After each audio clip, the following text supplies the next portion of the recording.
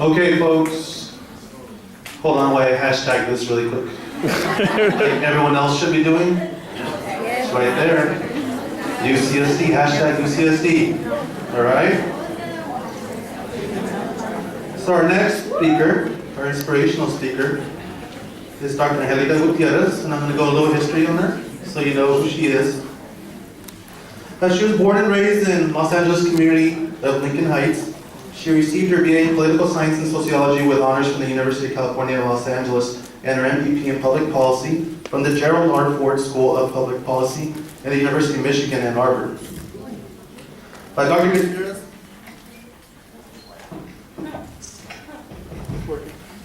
You got it? Yeah. All right, sorry. Dr. Gutiérrez recently earned her PhD at the UCLA Anderson School of Management. Her research interests include diversity and inclusion in universities and in the workplace and the effects of stereotypes on negotiations. She has presented her work at the Academy of Management and the Society of Personal Social Psychology. Her research has been published in the Journal of Experimental and Social Psychology. After completing her PhD, Dr. Gutiérrez was awarded the University of Michigan's National Center of Institutional Diversity Postdoctoral Fellowship. So it's all in your booklet, it's in your bag.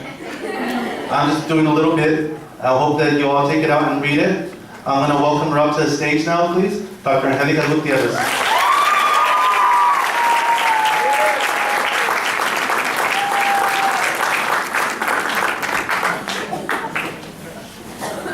Can you guys hear me? Yes. That was a little tricky wearing a dress because you can't really find a place to clip it, but hopefully this will work. I just want to start off by saying that I am absolutely thrilled to be here with all of you guys. And I have to say that this is actually the highlight of my 2013 so far, just having the opportunity to be here with you.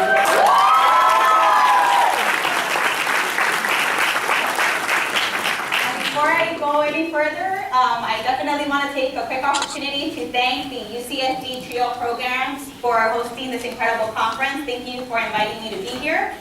I also want to give a quick thank you to my fiance, Jamie Zamora. He's the camera guy.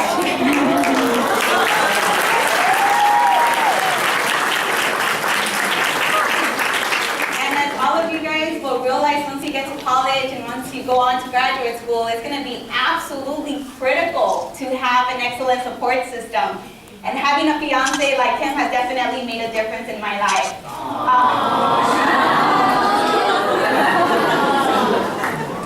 But I do want to say that I'm absolutely excited to be here, and just to tell you guys how excited I am, I just flew back from Michigan, and I wasn't scheduled to fly back for another month. But when I heard that the TRiO programs were going to be hosting this leadership conference and that all of you guys are going to be here, I jumped at the opportunity, and I paid, not going to say exactly how much, but there was a few $100 extra just to move up my flight. So I am absolutely thrilled to be here with you today. And as was briefly mentioned in my bio, I am currently a university business school professor. I know you guys probably don't expect to see a business school professor that looks like me, right? Most of them are white, most of them are male, most of them are older, and I'm none of those things. And they're also tall. I'm a little bit more petite. But I have to... Chiquita pero picosa, right?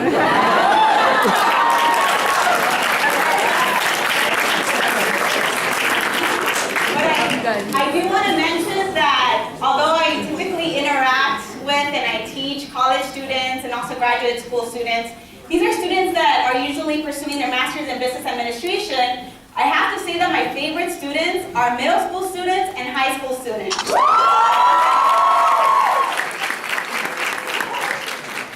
And the reason why I absolutely love interacting with all of you guys is because you are at such a critical point in your life. Now, I remember being 13, 14, and 15 thinking, wow, I've already lived an eternity. But the reality is that your lives are just about to start. So what does that mean? Your past, all of the circumstances that you may have experienced, everything that people may have told you about your inability to do X, Y, and Z, none of that matters. The only thing that's going to matter is what you guys do today and what you end up doing tomorrow. And let me tell you something else. I can tell without knowing you guys personally, I can tell that all of you guys that are in here are destined for greatness. Greatness. And let me tell you why. The reason why I know that is because you guys are here on a Saturday morning. As was previously mentioned, you guys could have been at home watching TV, interacting with your friends, shopping at the mall, which is exactly what I would have been doing at your age. But instead, you're here. So the fact that you are here, ready to participate in today's conference, tells me a couple of things about you. It tells me that you guys are a group of students that care about your education. It tells me that you actually care about your future and that you're fully committed to getting the tools that you're going to need to succeed in life. And let me tell you something else. You guys, all of you that are here, are already ahead of the game. You guys have a tremendous advantage over millions and millions of students out there. Why do you guys have an advantage over them? Because you guys are here and they're not. So today you're going to have the opportunity to receive tremendous support and resources by participating in various workshops. And I really hope that throughout the day you'll keep an open mind and you'll try to absorb as much information as possible. And you know what? I'm not the only one that believes in your unlimited potential.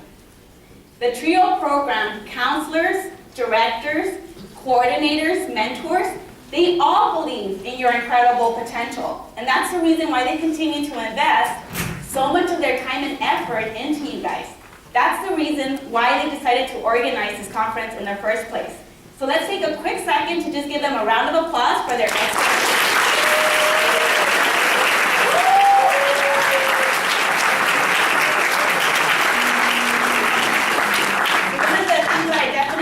Encourage all of you to do is to keep an open mind and to try to absorb as much information as possible. Another thing that I definitely want all of you to keep in mind is that none of the circumstances that you've encountered in the past matter anymore. None of the circumstances can define you. Only you can define yourself. You have the power to define who you are and who you will become. And I mention that because one of the reasons why I've been able to get this far in life, one of the reasons why I am part of less than 1% of the population that got a PhD, one of the reasons why I'm one of the few Latina business school professors in the nation is because I maintained a belief that nobody has the power to define me. None of my past circumstances have the power to define me. And I share that with all of you because I had a lot of people trying to define me at a very early age. And it all started when I was only 4 years old. And by the way, what I'm going to share with you today is the first time that I share this information publicly because these experiences have been very personal. But I feel very comfortable with all of you. Estamos en familia. I see all of you as my brothers and sisters. So I'll share with you some of my childhood experiences. I had somebody trying to define me when I was only 4 years old. And some of you may be wondering, who in the world would be trying to define a 4-year-old? It all started with my father. When I was only 4 years old, my father and mother used to fight a lot. They used to argue constantly. And I was the reason why they argued so much. My mom wanted to ensure that she provided me with a good education, and my dad tried to define me as someone that was not worth investing in. He would always tell my mom, she's not worth putting in school because she's just going to get pregnant and she's just going to end up getting married just like the rest of her cousins. So she's not worth our time or investment. Don't waste your time putting her in school because she's not going to amount to much. That was my father. And my mom had to concede. She had to agree with his orders because it was very difficult for her to go against his orders. So she ended up homeschooling me. So I didn't go to school for preschool. I went very little in kindergarten. And she basically taught me to read and write and do math in Spanish. It wasn't up until I was about to start the first grade that she decided to put me at our local public school. And by that time, it was a little easier to go against my father's will because by that time, he was already in and out of the picture. He ended up leaving when I was about 7 years old. He didn't think that we were worth sticking around for. So my mom ended up putting me at a local public school in my first grade. And I remember being so excited. You know, I was really looking forward to learning different things and to having an opportunity to interact with my classmates and to get friends. And it was a complete nightmare when I got to the first grade because I was bullied constantly. The reason why I was bullied, you guys might not be very visible now, but I had a very severe burn on my right wrist. And so not a day went by that I didn't get home just crying because I was constantly teased. And my mom finally decided, you know what, she's going to start the second grade very soon. She decided to put me in a private school. And so we were both very hopeful. My mom and I believed that I was finally going to receive the education that she had dreamt of. But a few weeks into the school year, in the second grade, the principal and my teacher called my mom and told her that they wanted to set up a meeting with her. And I'll never forget this day. It was probably one of the scariest moments of my life as a kid. We went to the principal's office, the teacher is there, and they had brought in a translator because my mom didn't know how to communicate in English, she only knew Spanish. And through the translator, the teacher ended up telling my mom, Angélica can't continue coming to school here. And so my mom was shocked. She's like, she told the translator, why is it that Angélica can't continue coming to school here? I've been paying the tuition. I don't think she has any disciplinary issues. Why is it that she can no longer attend? And the principal proceeded to tell her, well, she's been failing all of her exams. She never turns in her homework. It's obvious that she has a learning disability. Right? Sounds crazy now. I go on to get a PhD, but according to this principal and this teacher, I had a learning disability. And it was simply because I only knew Spanish. How was I supposed to know how to read the assignments, right? I wasn't able to submit my homework assignments, and I wasn't able to do well on my exams because I simply didn't know the language. So my mom ended up pleading. Can you hear me? No. Hello? How did you hear that? Technical difficulties in voting. I might not even need a mic. Can you guys hear me? Yeah. Sweet. My voice has been paying off. All right. So my mom ended up begging the principal and teacher to just give me a chance and to continue allowing me to go to school. And so the principal finally decided, you know what, we'll go ahead and give Angélica a try. She can continue going to school, but she has to improve her grades. My mom promised them that I would definitely do a lot better. So that day, as soon as we got home, the first thing that my mom did was that she called her comadre on the phone. Her comadre, do all of you guys know what a comadre is? Yeah. Oh, all right, some of you are kind of shaking your heads. It's basically a very close best friend that you consider almost a relative because you have such a strong connection with. So she called her comadre, and her comadre at the time was taking ESL classes at the local library. So she told her, hey, you know what, can you go ahead and come every day after school to help Angélica with her homework, and in return, I'll go ahead and cook dinner for you and I'll help you with your chores.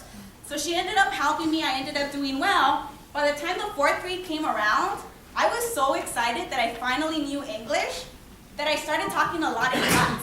And I'll be honest with you guys, I disturbed the class quite a bit. I interrupted the instructor a lot. Until one day, he got so upset with me that he yelled across the room. He said, hey, motor mouth, you're never going to get ahead in life. Why don't you just go ahead and be quiet? Settle down. He told me that. So by the time I was only 11 years old, I already had a lot of people trying to define me. I had my father trying to define me as someone that wasn't worth investing in because I was just going to end up getting pregnant and end up getting married just like my cousins. I had a school principal define me as someone with a learning disability who couldn't be taught in a regular education system. I had a fourth grade teacher trying to define me as a motor mouth, as someone who wouldn't get ahead in life. And I was certainly being defined by society as another statistic because I was growing up in a very rough neighborhood, low-income household, and and I was being raised by a single mother. So society certainly didn't have very high expectations. And you know what? My story is actually not unique. A lot of highly successful people that we see today have had various challenges in their life. Let's take, for example, Sonia Sotomayor. How many of you know who she is? Very good, okay. So for those of you who didn't raise your hand, Sonia Sotomayor is only the third female appointed by a U.S. president to the U.S. Supreme Court. She is the first Latina U.S. Supreme Court justice, and she had her share of challenges when she was growing up. She grew up with an alcoholic father. Her father passed away when she was only 9 years old. By the time she was 11, she was diagnosed with juvenile diabetes, and she had to inject insulin shots into herself just to stay alive. Another example of a very successful individual who also had hardships growing up is Hilda Solis. How many of you know who she is? Very good. So for those of you who may not know Hilda Solis, she was the first Latina elected to the California State Senate. She was the first Latina appointed to the U.S. Secretary of Labor. The first Latina ever. And you know what? When she was growing up, she grew up in with immigrant parents just like many of us. And when she was in high school, her counselor told her parents that she wasn't college material, that she was better off following in her older sister's footsteps of becoming a secretary. Well, she certainly became a secretary, but it was Secretary of Labor, right? One of the highest ranking positions in government. Another prime example is President Obama. He had his share of hardships as well. He also grew up without a father in his life. But what has been key to their success is that none of these individuals have allowed other people or their past circumstances to define who they are or who they were capable of becoming. Another key to their success has been being able to identify their purpose in life. For the people that I mentioned, their purpose has been being of public service, right? Trying to positively impact people's lives. And they have leveraged their passion. They have held on tight to their passion during those challenges that they've encountered to help them get to those goals. And you can definitely do the same thing as you face various challenges. But you know what? I'll share something with you that a lot of successful people do not share. It's going to be very challenging. It's going to be very difficult achieving your goals. And the higher in education you go, the harder it's going to be. The more you enter fields, such as STEM fields, in which we are underrepresented, the harder it's going to be. Why is that? Because it's very likely that your experience will be similar to mine when I entered the business field, which is you may start wondering whether you even belong in that field, because there may not be other people around you who look like you. But you know what? And I share this with you because I went through a lot of self-doubt when I was a PhD in a business program. Just to give you a little bit of context, less than 1% of the US population get into a PhD program. Business PhD programs only admit 2 to 3 students a year. So what does that mean? We are competing against hundreds and hundreds of applicants in the US, and there are also a lot of international students applying for the same slots. So the likelihood of actually getting into a program is very small. So what does that tell us? That tells us that most of the people that are admitted into these programs are brilliant, very talented. So when I got into the PhD program, I'll be honest with all of you, I had a lot of self-doubt. There were a lot of nights that I was crying thinking I wasn't going to make it. When I didn't see other Latinos or even African Americans in the PhD business programs, I started wondering whether I actually belonged in that field. I started thinking to myself, wow, there aren't any other Latinos around. Maybe it's because we're not meant to be here. Maybe it's for a reason. And I share that with all of you so that when you guys get to your classes and you end up being the only Latinos or the only African Americans in an organic chemistry class, or when you're the only ones in your chemical engineering classes, you'll know that that's part of the process. All of the self-doubts that you may be experiencing, all of those fears, all of those uncertainties, are going to be normal. But I am here to tell you that you do have what it takes to get through it and achieve all of the goals that you aspire. And during those times that you ask yourself whether you actually have what it takes to get there, ask yourself, if I don't do it now, then who will? Who will? And I'm going to share some very interesting facts with all of you. Just in closing, because I know that we're limited on time. According to the U.S. Census Bureau, minorities, meaning African Americans, Latinos, Asians, minorities will be the majority by 2042. Currently, Latinos are the fastest growing minority group in the U.S. According to the U.S. Census Bureau, Latinos will be 29% of the U.S. population by the year 2050. 29%. That's according to the U.S. Census Bureau. According to my projections, we're going to be a bigger majority a whole lot sooner than that. So what does that tell us? Yeah, that's right, that's right. So what does that tell us? That tells us that the problem is not the numbers. We definitely have the people. We definitely have the capacity. The issue, though, the challenge, is that we continue to be underrepresented in various fields, especially STEM fields.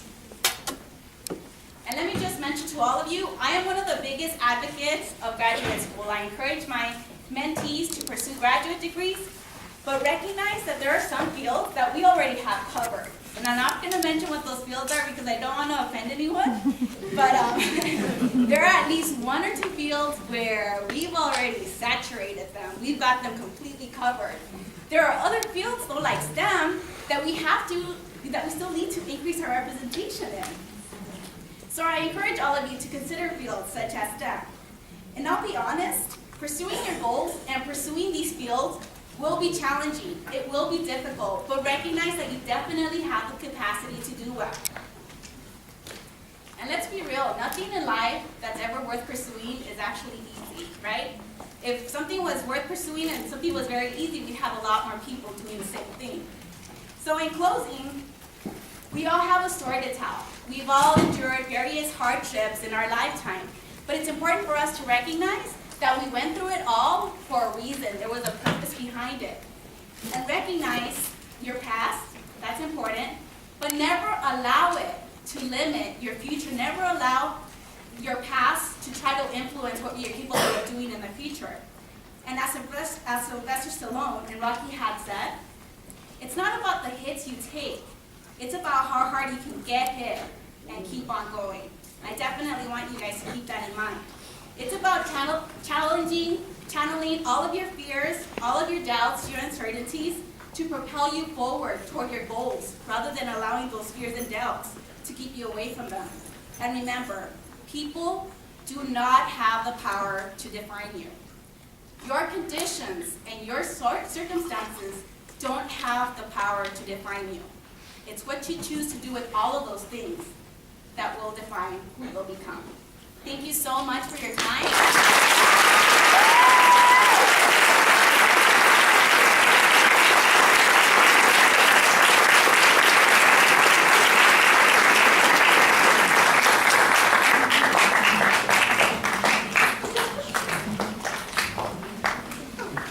Thank you very much. The microphone went out.